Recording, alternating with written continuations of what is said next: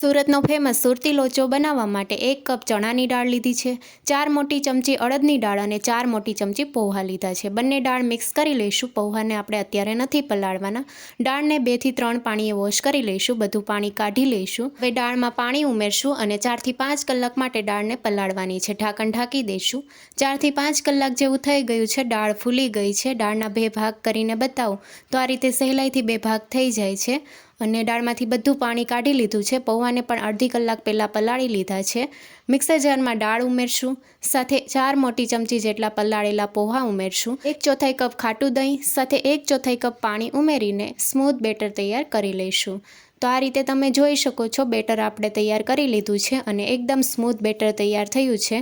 દાળની મોટી કણી રહી ગઈ હોય તો ફરીવાર તમારે આ રીતે તૈયાર કરી લેવાનું।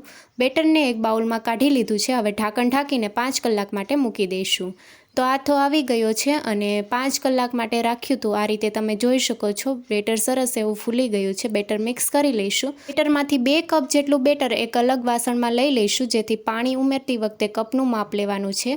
હવે 1 ચમચી આદુ મરચાંની પેસ્ટ, 1/4 ચમચી હળદર પાવડર, ચપટી હિંગ, સ્વાદ પ્રમાણે મીઠું અને 1 ચમચી તેલ ઉમેરીને મિક્સ કરી લઈશું। બેટરમાં બધા મસાલા સારી રીતે મિક્સ થઈ ગયા છે। લોચાના બેટરમાં હવે 2 કપ જેટલું પાણી ઉમેરશું। જેટલા પ્રમાણમાં બેટર લીધું હોય એટલા પ્રમાણમાં પાણી ઉમેરવાનું છે અને આ રીતનું પતલું બેટર તૈયાર કરી લઈશું। હવે સ્ટીમરમાં 2 થી 3 કપ જેટલું પાણી ઉમેરશું અને સ્ટીમરની ડીશ મૂકીને ઓઇલથી ગ્રીસ કરી લઈશું।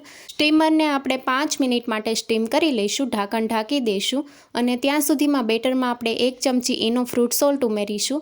ઈનો ફ્રૂટ સોલ્ટ ઉમેરવાથી બેટર ફૂલી ગયું છે। મિક્સ કરી લઈશું। સ્ટીમર ગરમ થઈ ગયું છે। ઢાંકણ ખોલી લઈશું અને હવે ડીશમાં આપણે 1 કપ જેટલું બેટર ઉમેરશું। આપણે પતલું લેયર પાથરવાનું છે, બહુ જાડું નથી પાથરવાનું। ચપટી મરી પાવડર અને લાલ મરચું સ્પ્રિંકલ કરીશું। હવે મીડિયમ ગેસની ફ્લેમ ઉપર ઢાંકણ ઢાંકીને 10 મિનિટ માટે થવા દઈશું। સ્ટીમ થાય છે ત્યાં સુધીમાં ચટણી તૈયાર કરી લઈશું। કોથમીર સાથે લીલા મરચાં, આદુનો ટુકડો, અડધી ચમચી આખું જીરું, 1 ચમચી ખાંડ અને અડધા લીંબુનો રસ ઉમેરશું।